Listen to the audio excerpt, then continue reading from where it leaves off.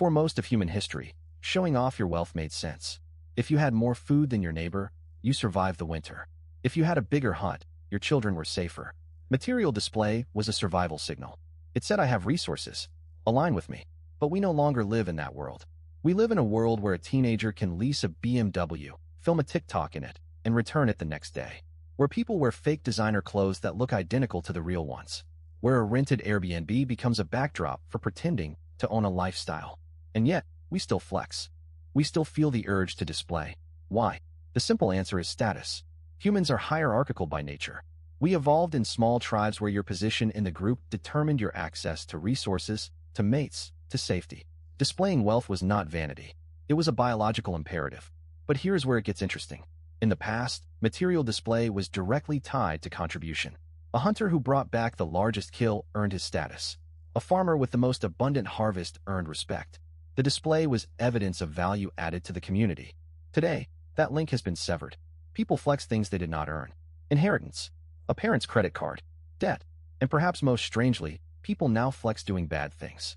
Think about it. There are influencers who brag about scamming people, rappers who boast about selling drugs, people who post their crimes online as a flex. In what world does that make sense? In the ancient tribe, the person who harmed the group was exiled or killed. They lowered their status permanently. But in the modern attention economy, any attention is good attention. The algorithm does not distinguish between admiration and disgust. It only measures engagement. So we have entered an era where negative status is more profitable than positive status.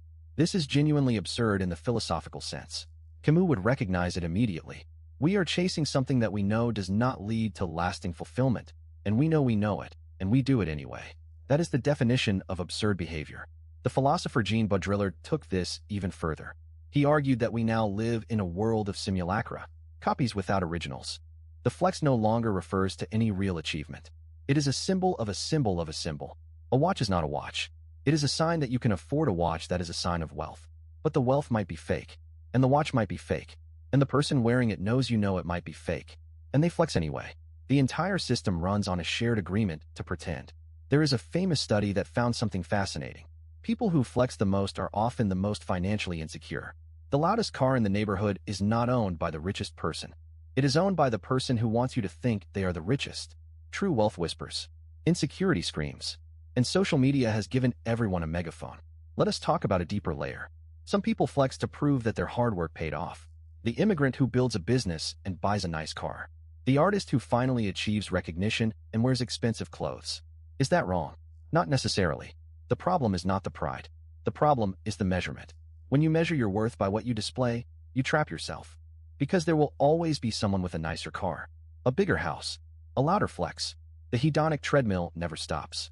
You adapt to every new level and need the next one. It is an infinite game with no winner. The Stoic philosopher Seneca was born into wealth and knew this trap well. He wrote that it is not the man who has too little, but the man who craves more, that is poor. Materialism is not about what you have. It is about the belief that having more will fix something inside you that was never about things to begin with. The truth is uncomfortable, but simple. Nobody cares about your flex as much as you think they do. Studies show that we dramatically overestimate how much others pay attention to our possessions. Psychologists call this the spotlight effect. You think everyone is looking at your car, your watch, your Instagram. But they are not. They are looking at their own. The flexing economy is built on a mutual illusion. Everyone performing for an audience that is busy performing for them. So what is the way out? It is not to reject all material things. It is to stop using them as a measure of your worth. To own things without letting them own you. To appreciate what you have without needing others to see it. The freedom that comes from this is hard to describe until you experience it. When you no longer need to prove anything, your choices become your own. You buy what serves you. You wear what you like. You live where you want. Not for the image, but for the life.